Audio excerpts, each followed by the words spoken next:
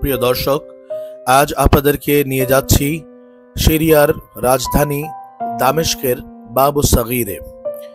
সিরিয়ার রাজধানী দামেস্ক, যেটি আরবিতে বলা হয়ে থাকে জান্নাতুল আরদ তথা দুনিয়ার ভূস্বর্গ।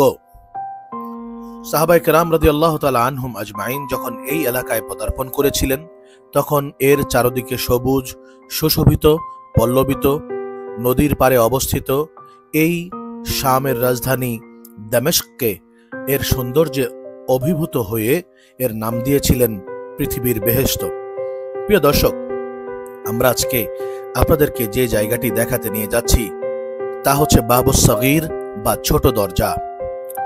61 হিজরিতে কারবালার প্রান্তরে হযরতে ইমাম সৈয়দনা হুসাইন আলাইহিস সালাম শহীদ হওয়ার পর তার সাথে আরো যারা শহীদ হয়েছিলেন তাদের মস্তক মুবারককে নেজার মাথায় গেথে সেই কারবালার জমিন থেকে ইয়াজিদের দরবারে নিয়ে আসা হয় এবং যেই দরজা দিয়ে তাদেরকে প্রবেশ করানো হয় সেটি হচ্ছে এই বাবু সগীরে। এখানেই অবস্থিত সেই উমাইয়াদের রাজপ্রাসাদ, যা বর্তমানে উমাইয়া মসজিদ হিসাবে অভিহিত রয়েছে, যেই মসজিদের উপরে হযরতে ঈসা আলাইহিস সালাতু ওয়াস সালাম কিয়ামতের পূর্বে অবতরণ করবেন। প্রিয় দর্শক, আমরা চলে এসেছি সেই ঐতিহাসিক বাবু সগীরের সামনে। দেখতে পাচ্ছেন সেই ঐতিহাসিক বাবু সগীর, যা পাথর নির্মিত, উপরে ক্যালিগ্রাফি খোদাই করা রয়েছে।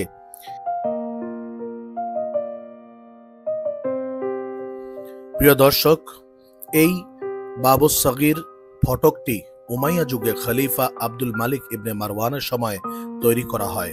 এই দরজাটি হয়ে ওঠে হেজাজ এবং আরব থেকে আগত কাফেলাদের প্রবেশ পথ। এখান দিয়েই বহু কাফেলা মক্কা এবং মদিনাতুল মুনাওয়ারা থেকে এই দামেস্কে ব্যবসা করতে আসলে প্রবেশ করতেন।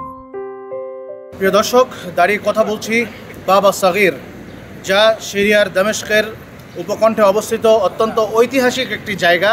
এই সেই বাবু সগীর। এখান দিয়েই দামেস্কে প্রবেশ করানো হয়েছিল হযরতে ইমাম হুসাইন আলাইহিস সালামের শহীদ পরিবারের বন্দী কাফেলাকে। একটি কাফেলা যারা এসেছিল রশিতে বাঁধা, ক্ষত বিক্ষত, নিঃস্ব, আর চোখে ছিল অশ্রু সাগর।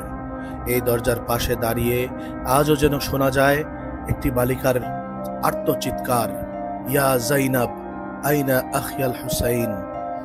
এই দরজার পাশেই বিস্তৃত বাবু সগীর কবরস্থান, যেখানে শায়িত রয়েছেন হযরতে উম্মে কুলসুম বিনতে আলী আলাইহিস সালাম, হযরতে ফাতেমা আস-সুগরা আলাইহিস সালাম, বিলাল ইবনে রাবাহ রাদিয়াল্লাহু আনহু, জাফর আত-তাইয়ারের সন্তানগণ, ইমাম জাইনুল আবেদিনের স্ত্রী ও সন্তানগণ।